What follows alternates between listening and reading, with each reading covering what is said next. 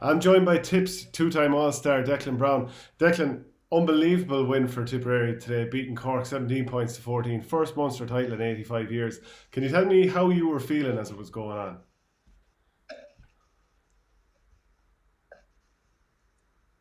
It was unbelievable, Shane, to be honest. I suppose there's a plethora of players down through the years who never thought we'd see this day.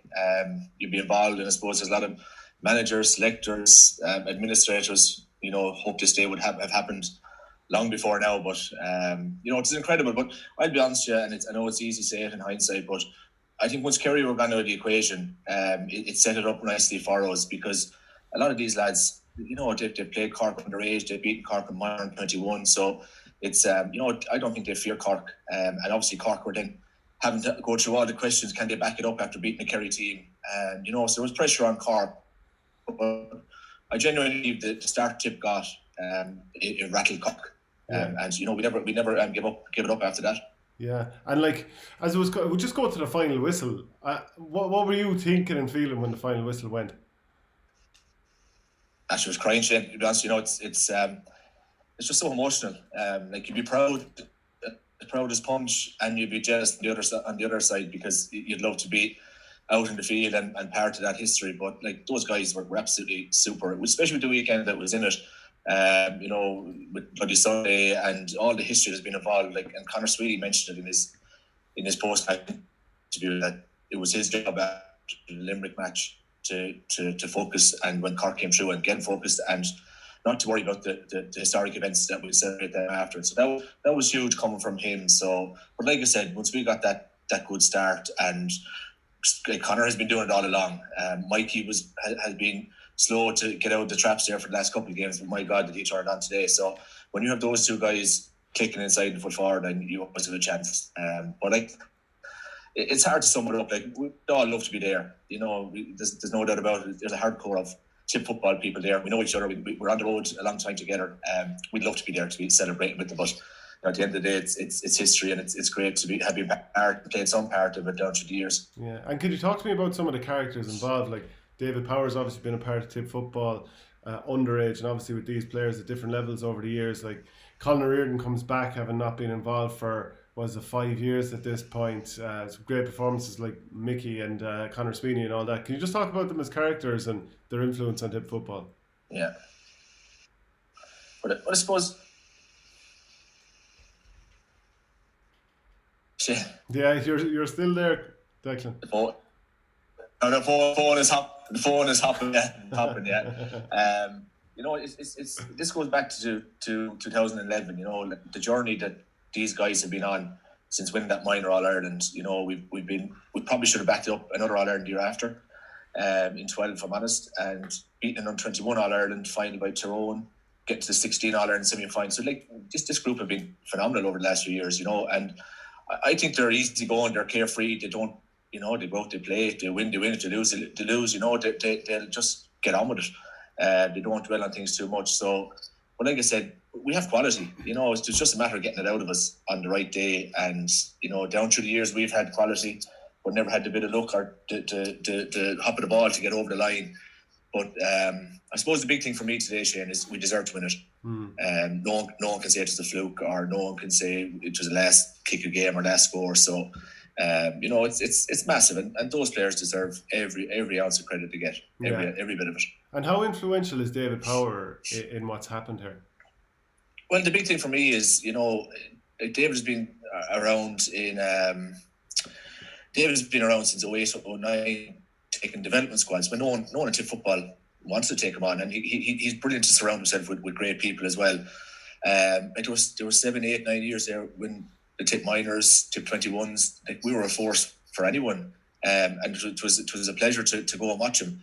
Obviously that's dying off a small bit now, but we're reaping the rewards of what he's done, putting time and effort in it, and like there's no point saying different. There's a lot of time goes into it, a lot of organising, and he's super at that. And he's built up a relationship with these at minor level and 21 level. So, it's plain to see that they want to play for him, Yeah, and how important was it to get Colin Reardon back for this game? Because like he was brilliant. I mean, he set the tone early on, and even Joe late on when he caught that kick out, he looked for a mark and didn't get it. He turned bounced off 3 or 4 guys, won a 45. Yeah. He was unbelievable. Bottomless pit of energy. Yeah. Yeah, we've spoken since probably 15. Colin left to play professional Aussie rules, and Peter Atchison, left as well. So we said we couldn't afford to lose these guys, which we couldn't. Colin coming back, there's two sides of it. Like, there's someone that was probably dropped off to 26 today for Colin's inclusion. That's the other side of it, which is, as John Kiley alluded to last week, it's crazy not to have everyone allowed to go to the match. Obviously rules are rules too, but another 10 players aren't going to make a difference. But I think the fact Colin given the freedom for the release form from Sydney Swans to play, I think Tip had to play him today. It would have been ridiculous to, with 20 goals, if the game was gone, and trying to expect him to put. And again, if I'm being perfectly honest, he was a difference today. Incredible. For a man that was out of their own ball game for 5 years, like his passing was top into the forward line, and like you said, that 2 or 3 balls he caught around the middle of the field near the end of the game, and driving forward was incredible. So, and you can see the interview after it, like, it was, he had us all in tears. That's what it meant so much. It meant so much to him, and like to all of us, like that's what it meant, and it's great to see that.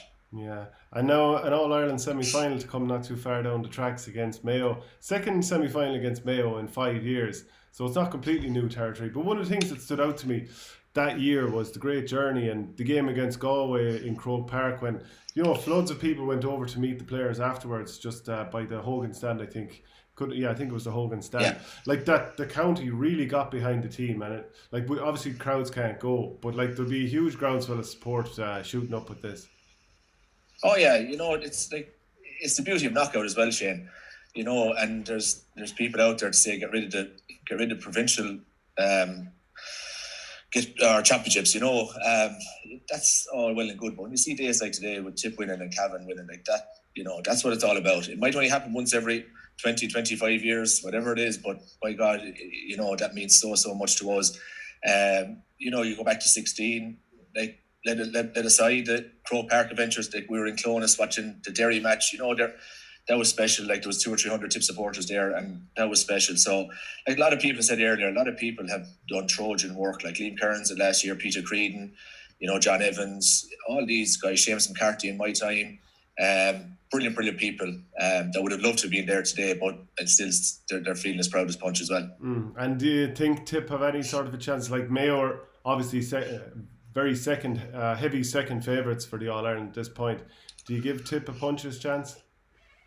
We have a better chance than Kerry and Donegal have, Shane. So I don't mean that in a bad way, slagging there, but it's I think we should leave, like Mickey Graham said after, like, we're not even thinking about Mayo or Cavan, and even thinking about Dublin. This is incredible, and I'd be honest with you, it'd be a fright to go down and leave ourselves down against Mayo, but to me this is just, we can dream about All Irelands, we can dream, but now, like, our dream of winning the Munster is over, and you can move forward. But for this couple of days, I think, even though the restrictions are in place, it's going to be incredible, and for those guys to wake up in the morning as Munster champions, like I said earlier, I don't want to repeat myself, but they deserve every ounce of credit they get.